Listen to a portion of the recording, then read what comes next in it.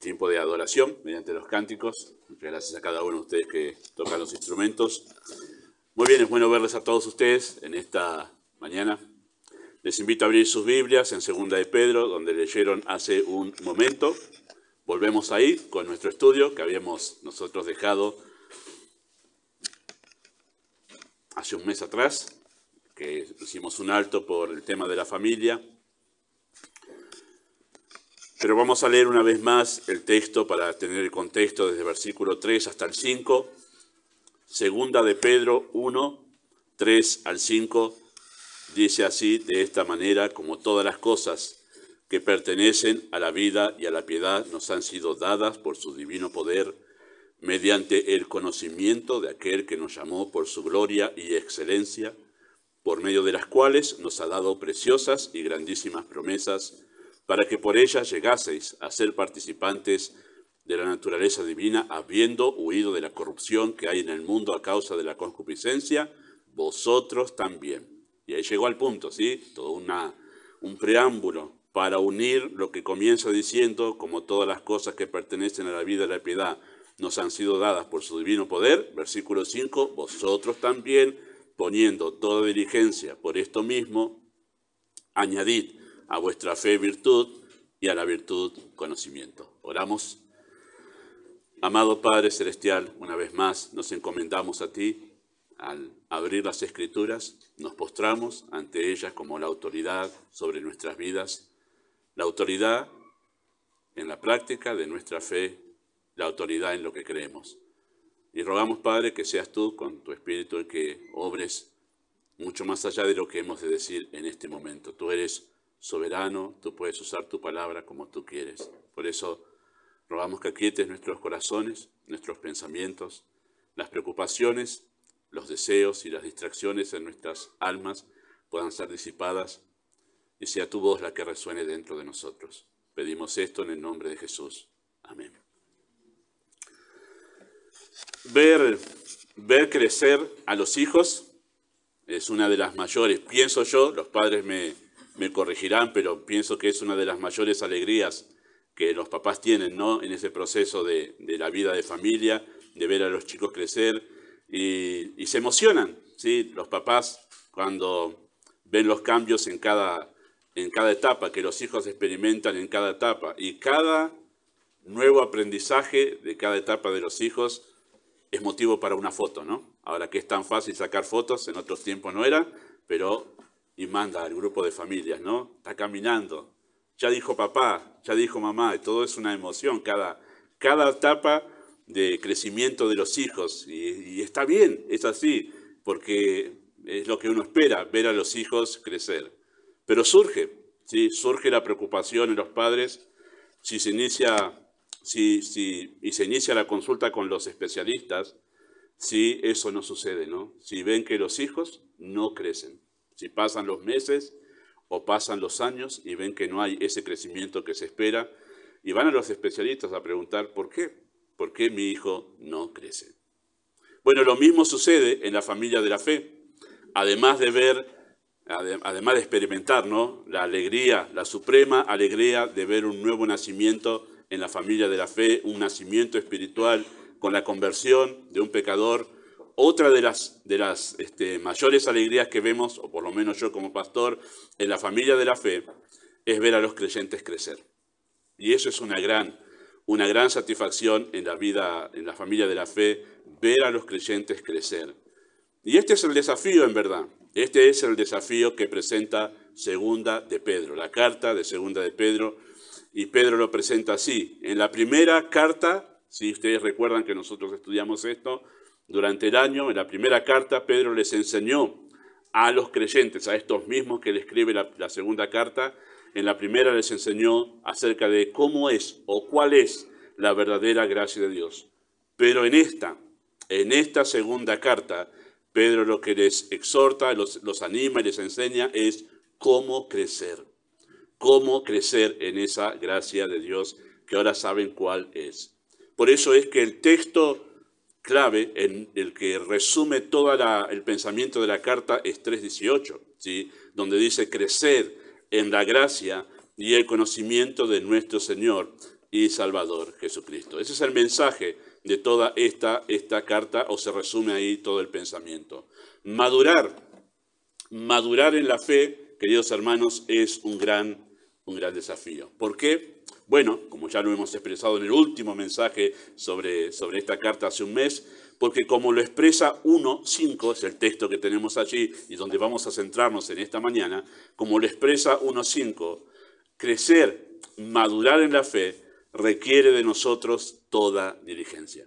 ¿Sí? Ese es el condicionante para poder crecer en la fe.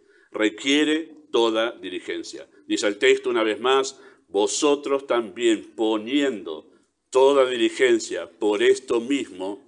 ¿Por qué cosas? Bueno, por lo que dijo en versículo 3, todo lo que pertenece a la vida y a la piedad, esa nueva vida que nos fue dada en Cristo, poniendo toda diligencia por esto mismo, añadid a vuestra fe virtud y a la virtud conocimiento. Se requiere diligencia de nosotros, por eso es que crecer en la fe es un desafío. Por eso en la cartelera va a estar todo el tiempo que nosotros estemos estudiando Segunda de Pedro, en la cartelera va a estar esa pregunta, ¿asumirás el desafío? ¿Asumirás el desafío a crecer en la fe? Por las dudas están en 2 hojas. Arriba está asumirás el desafío. Y dice, ¿qué desafío? Bueno, mire para abajo, porque abajo está 2 de Pedro 3:18. ¿Sí?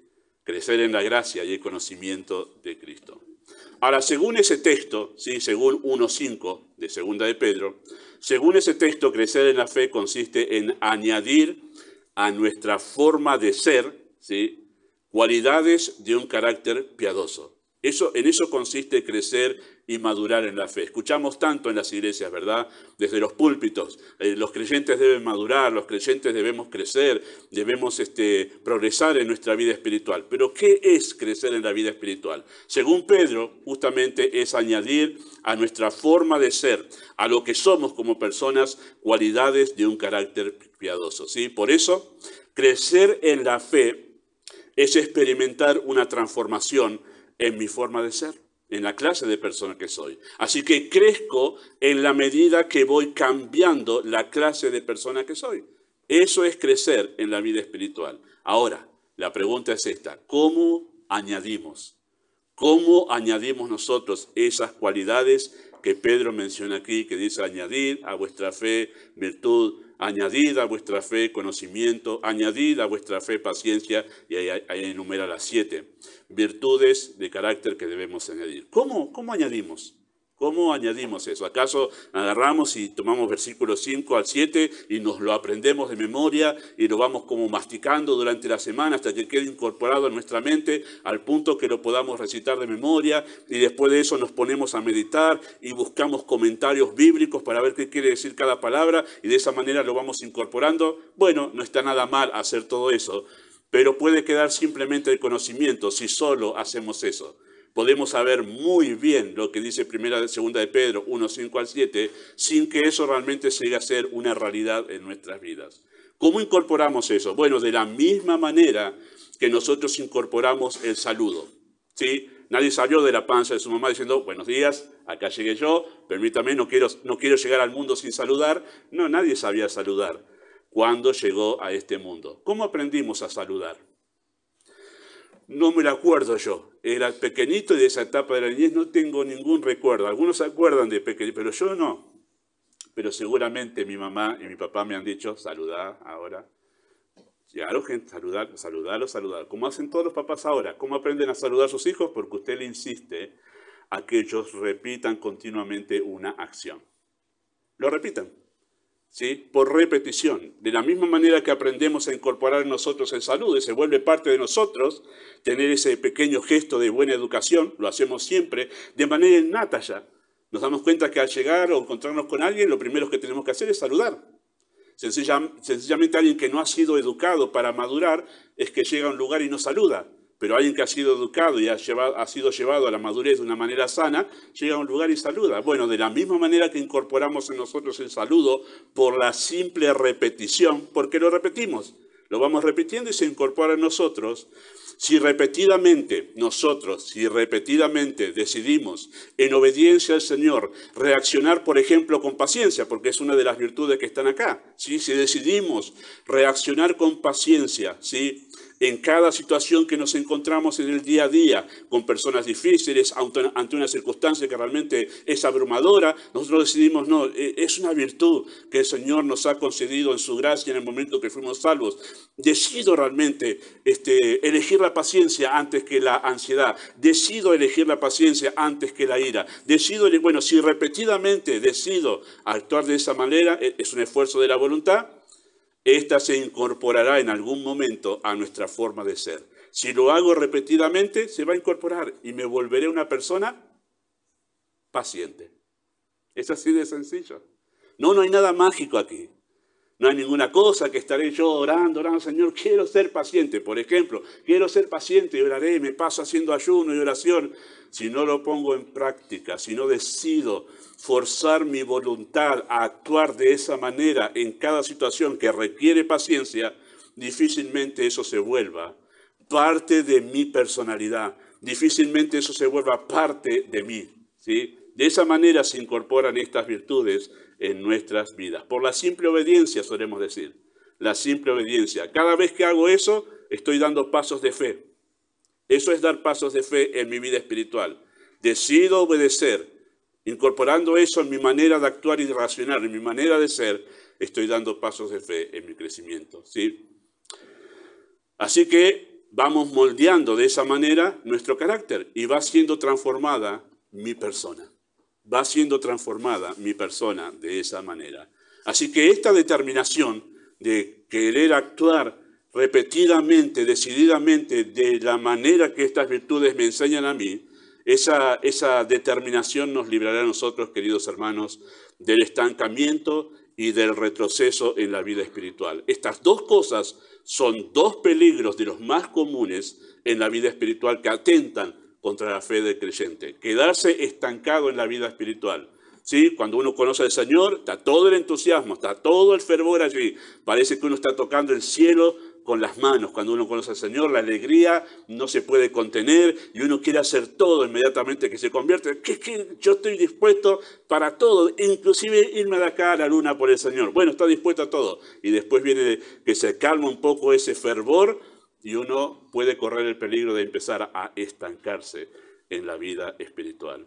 Si uno está constantemente añadiendo, va a evitar ese gran peligro de estar estancado. Estar estancado en la vida espiritual es quedarse en una etapa del crecimiento espiritual sin seguir progresando.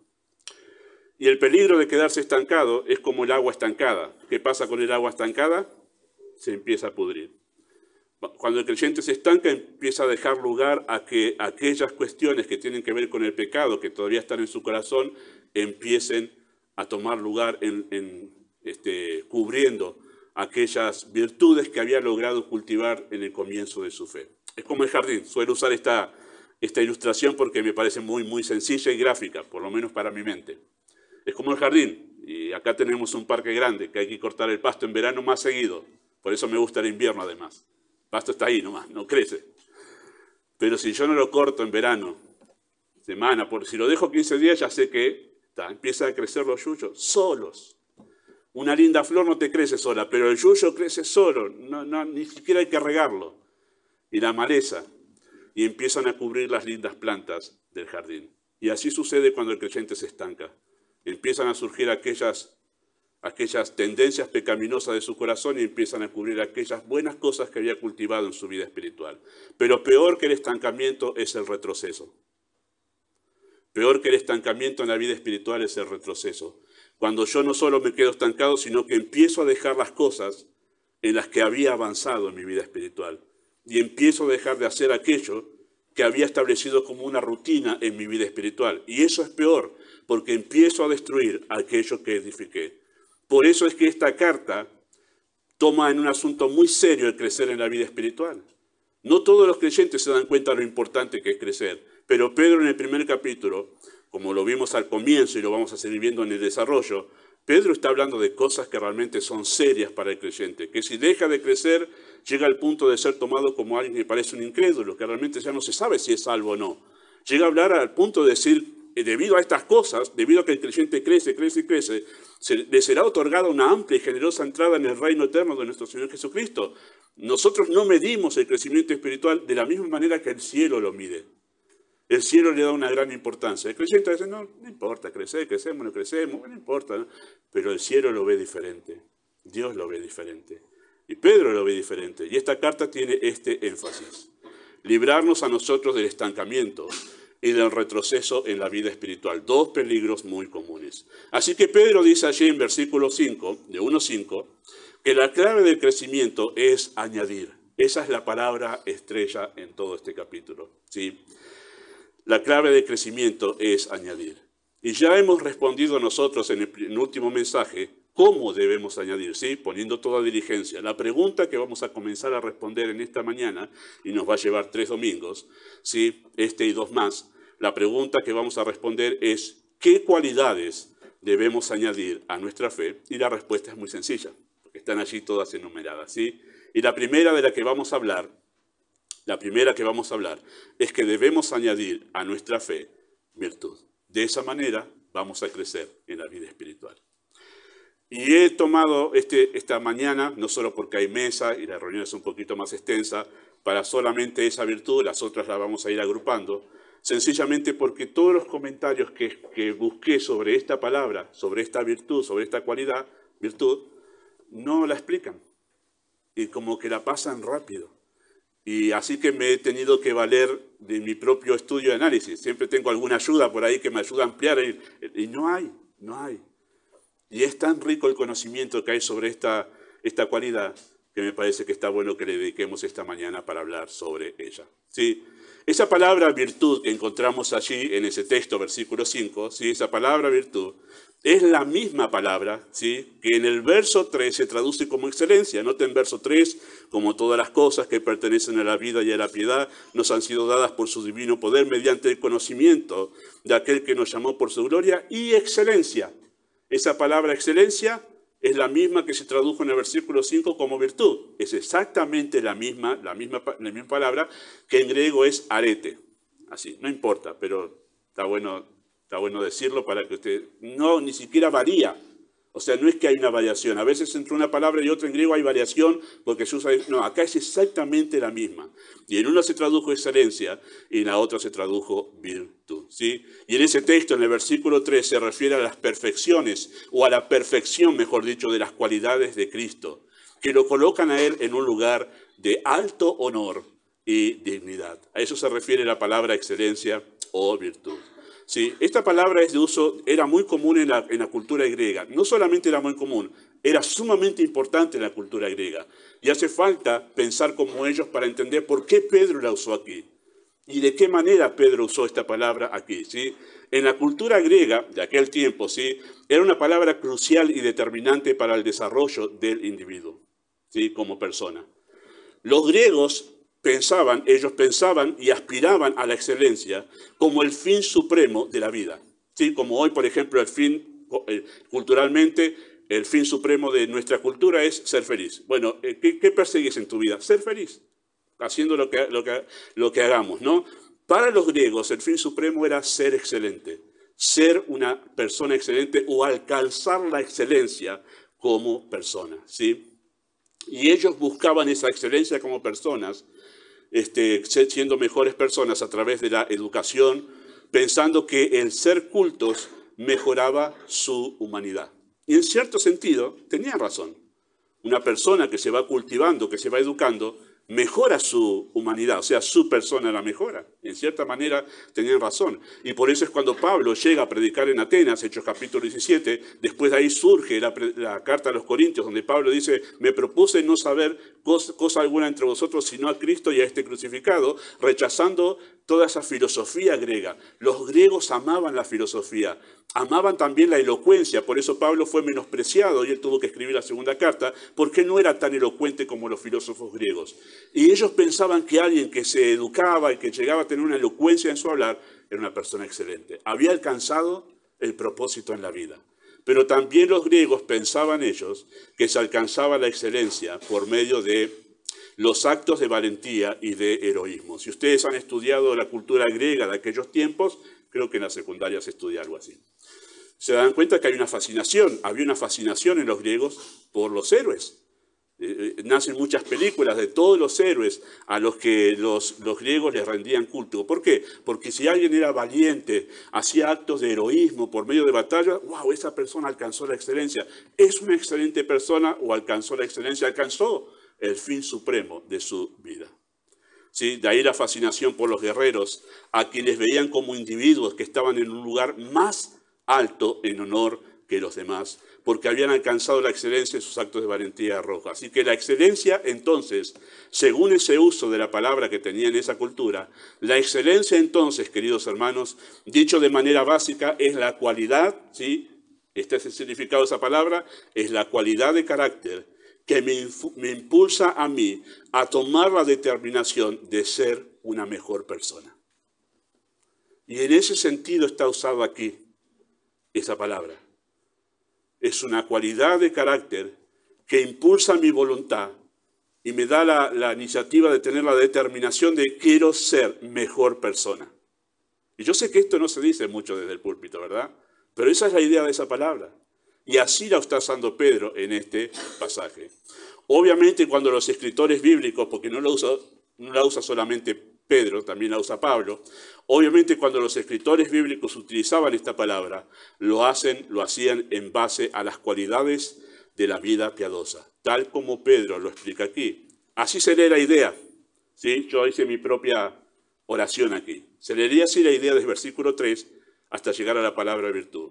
Como todas las cosas que pertenecen a la vida y a la piedad, estoy razonando, dice Pedro, estoy razonando, todas las cosas que pertenecen a la vida y a la piedad me fueron dadas por su divino poder, entonces nosotros, dice Pedro, en respuesta a eso, debemos poner toda diligencia por aspirar a una vida piadosa excelente.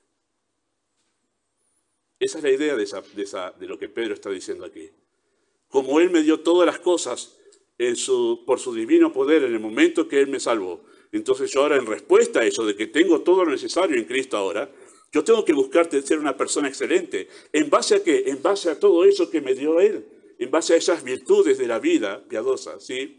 Así que el énfasis en este uso de la palabra virtud aquí, el énfasis está puesto en la excelencia en sí, en la virtud en sí. O sea, la excelencia como una virtud en sí misma.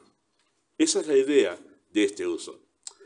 El punto no es hablar, queridos hermanos, aquí, o la intención de Pedro aquí, el punto no es hablar de las cualidades que nos identifican como personas excelentes, sino de la excelencia como una virtud que determina la manera en que hacemos todas las cosas. Tener esa cualidad de carácter que me lleva a mí a ser excelente o buscar la excelencia en todas las cosas que yo hago en mi vida. Esa es la idea, tener incorporada esa virtud. Así que la idea de añadir a nuestra fe la virtud es la de hacer de la excelencia nuestra marca distintiva. Vemos que un creyente ha crecido y madurado cuando en su forma de ser ha cambiado. De tender a la mediocridad dice, no, yo tengo que ser excelente.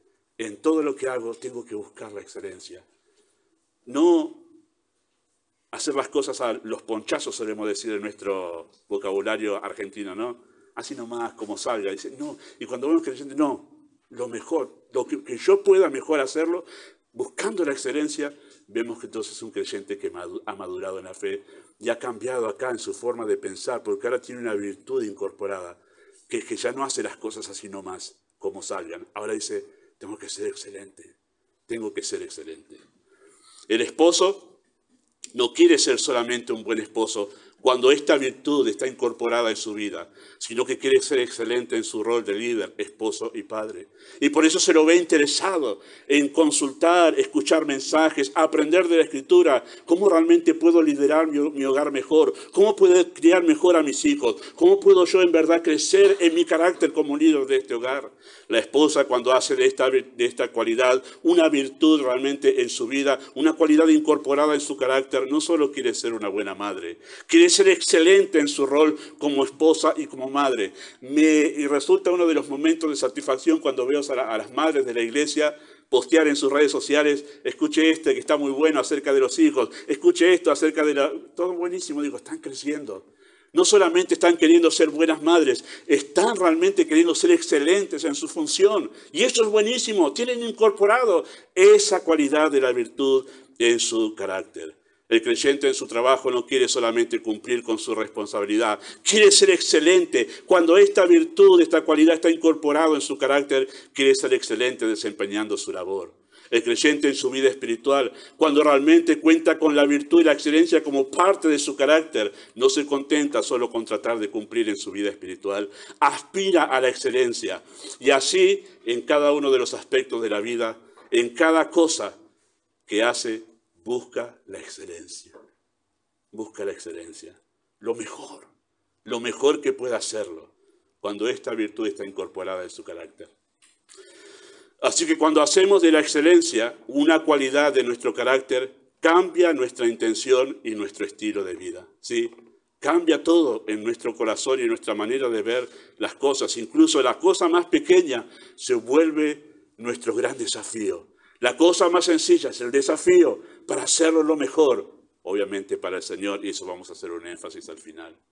Así que cuando hacemos de la excelencia una cualidad de carácter, nos importa el cómo y no solo el qué.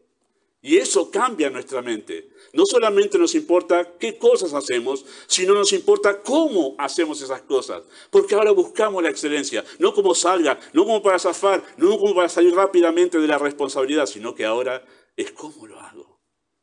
Y eso cambia mi manera de pensar.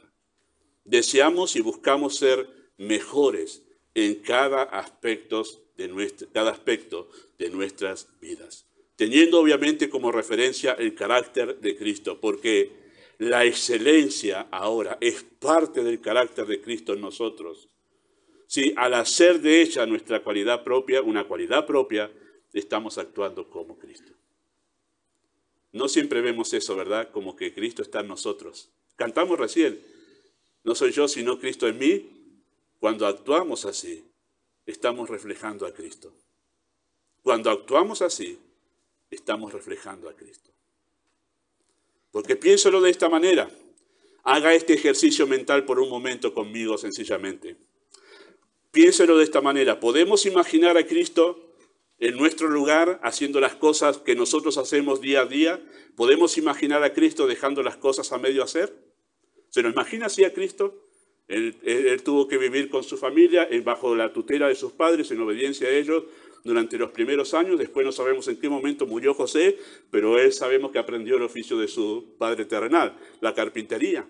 Podemos simplemente imaginar a Cristo que tenía que hacer una silla, no sé si había, creo que no había sillas en la cultura judía, pero una mesa, imaginemos, tenía que hacer, y que él haya hecho la mesa, pero le faltó el lijado final, y la entregó igual, y dijo, no importa, si le sirve igual para apoyar cosas. ¿Imaginamos a Cristo así? Que Él no le haya dado el lustre final. No me lo imagino yo así a Cristo.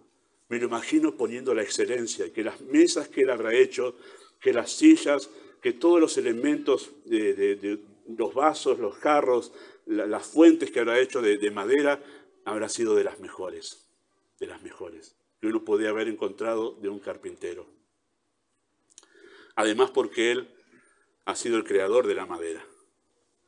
Y haber hecho eso, imagino que habrá sido lo mejor, sin fallas, nada torcido, no que una pata más chiquita que la otra, no que los clavos viéndose por ahí, se habrá pasado, pulido bien. Yo me lo imagino así. ¿Se nos puede imaginar a Cristo dejando las cosas a medio hacer? No, porque Él buscaba la excelencia. ¿Podemos imaginar a Cristo haciendo lo justo y necesario solo para cumplir y zafar? No me lo imagino. Me lo imagino a Cristo poniendo todo. Y si tenía que quedarse un poquito más para terminar bien lo que tenía que hacer, me lo imagino quedándose y haciendo más, yendo una milla más para poder hacer las cosas con excelencia. ¿Acaso no lo imaginamos a Cristo en verdad, contrario a eso? ¿No lo imaginamos mejor en nuestro lugar, haciendo nuestras cosas en el día a día, haciéndolo nuestro con excelencia? ¿No lo imaginamos así, de esa manera? Es que por eso cada vez que nosotros aspiramos a la excelencia, como una virtud de nuestro carácter, estamos reflejando a Cristo. Ahí estamos reflejando a Cristo. La excelencia es una de las cualidades del carácter de Dios también. La excelencia es una de las cualidades del carácter de Dios.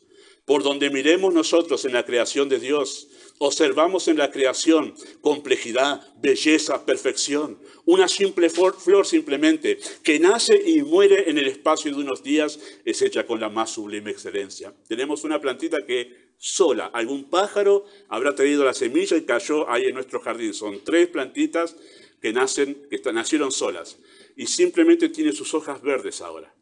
Y en noviembre, solamente una vez al año, en noviembre, sale un ramillete de unas flores que parecen como que uno no las quiere tocar, tan finita que es el pétalo, una belleza. Tengo la foto, no la traje, me olvidé, la quería traer, pero ya la subí en Facebook en noviembre para hacer notar eso. Dura solo unos pocos días esa flor y sale solamente una vez al año.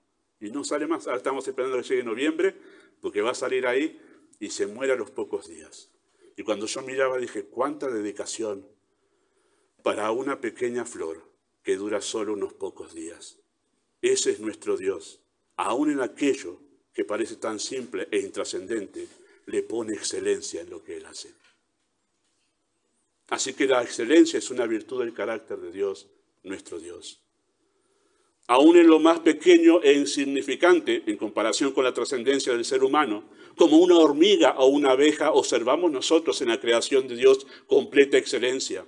Y tal excelencia que los estudiosos se fascinan descubriendo detalles impensados en seres tan diminutos, ¿no? Se estudia las abejas, como una cosita tan pequeña, ¿cómo hizo el Creador para poner en algo tan pequeño, tan complejidad de funcionamiento? ¿Sí? Tremendo.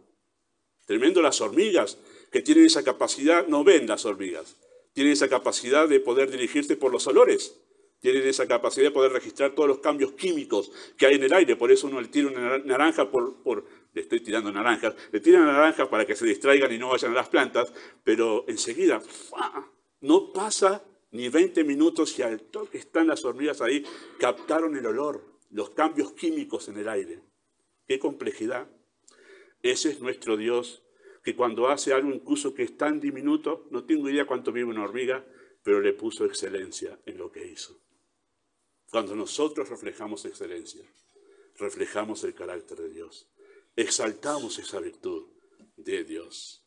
Exaltamos y reflejamos a Dios cuando añadimos a nuestra fe virtud. Ahora, no siempre, queridos hermanos, relacionamos espiritualidad con excelencia. Especialmente aquellos que son medios dejados, que están acostumbrados a decir, no importa, no vayamos a los detalles, papá, listo, vamos adelante. Dice, no, ser espiritual es otra cosa, ser espiritual en Monte Sión, allá, la nube reflejando la gloria de Dios, y yo ahí como, así, en la gloria de Dios. No siempre relacionamos espiritualidad con excelencia, pero la excelencia, queridos hermanos, es una cualidad que nos fue dada junto con todas las cosas que pertenecen a la vida y a la piedad. O sea, la excelencia es la santidad en sentido práctico. Crecer en excelencia es crecer en santidad. ¿Lo ha visto de esa manera alguna vez? Pensamos en santidad, pecados horrendos. Oh, eso no, yo nunca. Pero santidad es esto, es ser excelentes. Es poner todo de nosotros en cada cosa que hacemos, incluso si esa cosa simplemente es lavar los platos. Qué desdicha, ¿no? Ir a buscar el plato para la comida y decir, una cosita que quedó pegada, lavaron mal, otra vez a lavar. Nadie me dijo nada de nadie, ¿eh? Pero buscamos excelencia, ¿no? O el tenedor, peor si es el tenedor, que vamos a agarrar y quedó carne de hace 2 días, ahí pegada. Incluso en eso se ve reflejada la gloria de Dios cuando hacemos nosotros las cosas con excelencia. Así que la santidad y espiritualidad de Daniel, por ejemplo, se vio reflejada en su aspiración a la excelencia. Los jóvenes leyeron Daniel como parte de su tarea. Daniel en todo lo que hacía, ¿se acuerdan cuando llegó al reino de Babilonia? Y ahí tenía que, por voluntad de Dios, tuvo que estar sirviendo en el gobierno en Babilonia, como parte de ser alguien que en Jerusalén estaba relacionado con el Estado. Nabucodonosor lo llevó para allá junto con otros judíos. Y en todo lo que hacía Daniel, siempre era hallado mejor. Siempre era hallado mejor. Eso se destaca de Daniel. Buscaba siempre la excelencia. como una virtud de su espiritualidad, como una virtud de su espiritualidad. Nunca medias, nunca como salga, sino lo mejor. El apóstol Pablo evidencia su amor por Cristo mediante la búsqueda de la excelencia. No solo se contentaba Pablo con lo que era, sino que proseguía a la meta, al premio del supremo llamamiento de Dios en Cristo Jesús. Ese llamamiento supremo es ser semejantes a Cristo. Dice, no me quedo estancado, yo prosigo, olvidándome lo que queda atrás, prosigo a la meta. Eso es lo que hacía Pablo, excelencia. Excelencia como parte de su amor a Cristo. David mostró su devoción a Dios por el anhelo que tenía por estar en la casa de Dios todos los días de su vida. Y tal era el anhelo de David por la casa de Dios. Tal era su devoción por el lugar de adoración que se propuso edificar un templo para Dios. Por eso dedicó su vida a juntar oro y plata y otros valores para hacer una casa digna de la grandeza de Dios. Excelencia. Cuando Dios le dijo, no vas a poder edificar el templo, tú has sido un hombre de guerra, tus manos están manchadas con sangre, tu hijo lo va a hacer. Y cuando se despide, 1 de Crónicas 29, que va a morir, y le da la sucesión a Salomón, y Salomón le dice, vos tenés como tarea construir el templo, saca y abre su caja fuerte y le dice, todo esto he preparado para la casa de Dios. Excelencia. No dijo, bueno, mirad, y la verdad que tenía un montón, pero el 10% para la casa, todo esto, para la casa de Dios. Tal era la majestad de esa casa que se construyó con el ahorro de David, que cuando venían los reyes a visitar a Salomón, quedaban impactados de realmente la belleza y la majestad que reflejaba ese templo que era la casa de Dios. Y si usted quiere hacer una analogía y decir, no, pero ahora ya el templo de edificio no es donde Dios... No, Dios habita en nosotros. Quiere hacer la analogía, nosotros deberíamos manifestar esa excelencia que la casa de Dios en el Antiguo Testamento reflejaba. Cuando nos miran a nosotros, en nuestra forma de ser, la gente debería ver la gloria, esa gloria reflejada de Cristo en nosotros como una excelencia de su persona. La espiritualidad de Salomón era evidente en la excelencia de su reino, el cual es figura de Cristo en gloria. Así que la excelencia es una característica de Cristo, la excelencia es una característica del carácter de Dios. La excelencia fue una marca distintiva en los hombres y mujeres espirituales que encontramos en el registro bíblico. Pero ¿qué motivó? ¿Qué motivó a los creyentes de antaño a ser excelentes? Porque no nos vamos a confundir. El fariseo quiere ser excelente, pero el fariseo quiere ser excelente para sobresalir por los demás porque se siente justo mejor que otras personas. ¿Qué motivó a los creyentes de antaño a ser excelentes? La gloria y la majestad de Dios. Note el acento nomás, que Pedro comenzó este capítulo acentuando que Él nos llamó por su gloria y excelencia. Cuando Cristo nos llamó y nos deslumbró, el Espíritu nos dio vida, nos permitió ver a Cristo, lo primero que vimos nosotros fue su gloria y su excelencia. Así nos llamó Él, presentándonos la majestad de su persona. Todos fuimos seducidos, en buen sentido, por el Evangelio al saber de Cristo, de su gran amor, de la riqueza de su misericordia, de la abundancia de su gracia. Todo lo que vimos en Él nos ha deslumbrado. Por eso venimos a Él y nos postramos deslumbrados por su persona. Nosotros venimos a Él y decimos, quiero ser como Él. Quiero ser como Él. Los que fuimos llamados por medio del Evangelio, quedamos impactados por su persona y en lugar de huir de Él atemorizados, somos motivados a querer ser excelentes en toda nuestra manera de vivir. Esta es la motivación, queridos hermanos, del creyente por la excelencia, como una virtud de su carácter. Ningún creyente tiene excusa válida para no aspirar a la excelencia, porque todo lo necesario se nos ha dado en Cristo por su divino poder. Ninguno, porque a todos, cuando fuimos llamados por el Evangelio, se nos dio todo lo necesario para vivir de esta manera. El problema es que nosotros no queremos hacer uso de esas riquezas que nos fueron dadas en Cristo y tenemos 1.000.000 de excusas para decir, mejor así nomás, no importa esto. Pero nosotros tenemos aquí que no vamos a ser inocentes en el día que en el tribunal de Cristo se nos pida cuenta cómo vivimos nuestra vida espiritual. bien nos diga, te di todo, todo para que puedas vivir en la piedad que tenía preparada para ustedes, en esa vida piadosa, todo. ¿Por qué no la viviste si tenías todo? Te lo di por mi divino poder estaba incluso a favor tuyo, para que pudieras vivir de esa manera. No tenemos excusa, no seremos excusados delante del tribunal de Cristo, decir, Señor, no pude. No seremos como aquel, no podremos ser como aquel, o seremos igual que aquel siervo malvado y negligente, a quien se le dio un talento y dijo, no, tuve miedo, no lo usé por eso y lo escondí en tierra. Algunos no ven un orden en esta lista de cualidades. ¿Sí? Ustedes noten que son 7 cualidades que Pedro menciona aquí, y algunos que he leído no ven un orden en estas cualidades, como diciendo primero esto y después lo otro. No me voy a pelear con nadie, pero yo sí veo un orden. Y pienso que cada cosa va primero y la otra viene después. O por lo menos pienso que sin excelencia no pueden venir ninguna de las después. Pienso que no es posible crecimiento en la fe si la excelencia no se vuelve un principio de vida. Porque una persona que no tiene la excelencia como parte de su carácter, que dice, no importa si crezco, ¿hasta dónde llego? Conocimiento, con eso ya está. Pero una persona que tiene incorporada la excelencia en su vida, dice, no, es conocimiento, es paciencia, es este afecto fraternal, es amor, y quiero crecer, y quiero crecer, y quiero crecer. Imposible crecer si alguien no tiene en su carácter la virtud de la excelencia. Lo contrario a la excelencia es la mediocridad, la dejadez y el descuido. Ninguna persona con estas tendencias aspira a mejorar. Siempre andará contenta con lo justo y necesario. Siempre tenderá a la ley del menor esfuerzo. Es triste eso en la vida espiritual, sabiendo que todo nos fue dado en Cristo para poder vivir la vida piadosa. La excelencia es una cuestión de vida espiritual. Donde el pecado abunda, reina la mediocridad y la dejadez. Haga ese estudio empírico conmigo, ¿sí? Vaya, salga a la sociedad y observe nomás. No ande criticando, observe nomás. Pero en los lugares donde la mediocridad reina, se va a dar cuenta que abunda el pecado.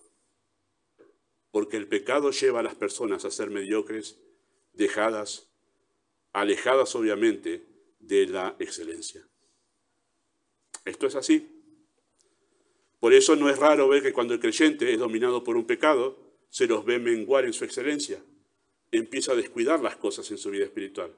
Y uno debe pensar, algo ha dominado su corazón, un pecado ha dominado su corazón ahora, que lo lleva a ser dejado. ¿No le ha pasado realmente cuando ha decaído? Me ha pasado a mí, cuando decaemos en la vida espiritual, empezamos a ser dejados con la lectura de la Biblia, la asistencia a la iglesia, con el cuidado de nosotros mismos, el cuidado de las cosas que hacemos. Y cuando volvemos al Señor, ¡wow!, empezamos a poner en orden todo. ¿Qué hice? ¿Cómo me descuidé? Y ordenamos las cosas. Así que donde crece la santidad, reinará la excelencia. Cuando Cristo salva, queridos hermanos, crea un nuevo deseo por ser mejores, que nos impulsa a poner en orden nuestras vidas, y es así donde se comienza a ver las primeras evidencias de la excelencia en ese corazón que ha renacido. El poco deseo por crecer en la fe se debe al desconocimiento que tenemos de la gloria y de la excelencia de Cristo. Si usted está impactado por la gloria y excelencia de Cristo, les aseguro que una cosa va a pasar. Quiero ser como Él. Quiero esa excelencia. Y aspirará a mejorar como persona. Aspirará a mejorar como persona. Y la pregunta final. ¿Asumirás este desafío? ¿Asumirás este desafío para crecer en tu vida espiritual? ¿O solo seguirás como espectador todavía? ¿Te involucrarás de esta manera con el Señor? Amado Dios y Padre Celestial, oramos dando gracias por todo lo que nos has dado en Cristo. No hay ninguna exigencia sin que tú hayas dado la provisión abundante para poder ponerla en práctica y obedecerte. Así que damos gracias por esto, porque tú has pensado en mejorar nuestras personas. Tú has pensado en que seamos mejores y nos has dado lo necesario para que eso sea así. No lo merecemos, nada de eso merecemos. Por eso damos gracias.